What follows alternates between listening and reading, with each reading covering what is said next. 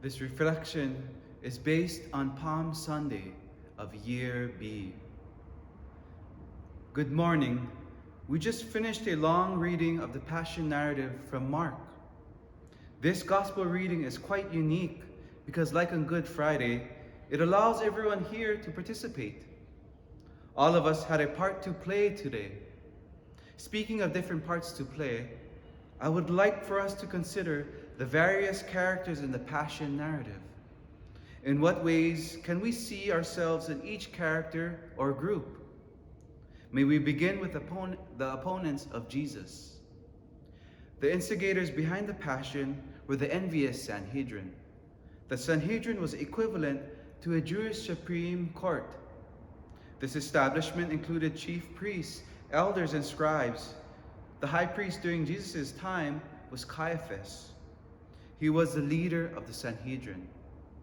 The Sanhedrin accused Jesus of blasphemy because he claimed to be the Christ, the Son of the living God.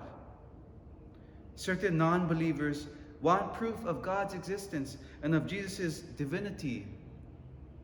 Some believers demand verification of God's love. They insist that a loving God would answer all their prayers. In what other ways do we test God or put God on trial? Next, we come to the crowd. The crowd, consisting of Jews who change their mind on a whim, is easily swayed. At Jesus' entrance into Jerusalem, they honor him. A few days later, at his trial, they called for his crucifixion. The same crowd who benefited from Jesus' miracles is now manipulated by Jesus' enemies. The members of the Sanhedrin disseminate lies that spread like a contagious disease. Do we give in to the lies circulated by our culture, fashions, and trends? The person who feared an uprising of the Jewish crowd the most was Pilate. Pilate condemns even Jesus, even though he thinks Jesus is innocent. He attempts to appease the crowd to prevent an insurrection. Believing that Jesus is blameless, Pilate disregards his duty to uphold justice. In this case, rather than defending the truth, Pilate buys into the notion that might makes right. He exchanges a great lie for peace. Little does he know that this peace is superficial and short-lived. Have there been times when we refrained from speaking the truth or doing good actions to avoid offending others? There may be times when silence is optimal, but silence amidst grave injustice perpetuates further injustice. The final group that we will consider is Jesus' closest friends.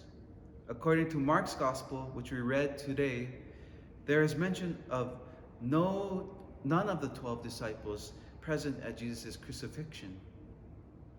But in John's Passion narrative that we will read on Good Friday, only John is present at the crucifixion.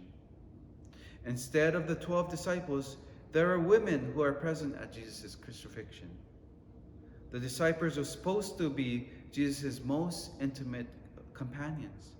They accompanied him on his journey and were privileged to witness his teachings and many miracles. Jesus was their supporter, teacher, and leader. Yet they betrayed, denied, and ran away from him. This closeness to Jesus made their actions even more scandalous. If we compare Judas with Peter, we observe that after he betrayed Jesus, Judas did not return to Jesus. He did not seek forgiveness from Jesus. In contrast, Peter reconciled with Jesus. After Jesus rose from the dead, he asked Peter 3 times if he loved him. Peter answered yes each time. Are we able to swallow our pride, to see through our false humility, and to return to God after we have sinned? Now, on to Jesus. my God, why have you abandoned me?" are the only words recorded by St. Mark of Jesus from the cross. As he was dying on the cross, Jesus felt abandoned not just by everyone, including his closest friends, but he experiences a sense of abandonment from God. He cries out the words from the psalm we sang today, Psalm 22. If we read Psalm 22 to its conclusion, we will see that in the end, the psalmist placed his trust in God's saving power. Do we trust God in our darkest moments? It is in moments like these that we ought to trust in God more. God desires that we grow in our trust in Him precisely when things are at its worst.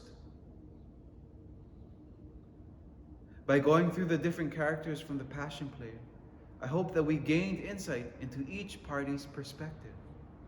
The reading we had today was long. All the characters that make up this narrative contributed to Jesus' passion. As we anticipate the Triduum, I ask that we meditate on Jesus' passion and that we enter into His story. Could we take a few minutes this week to put ourselves in Jesus' shoes?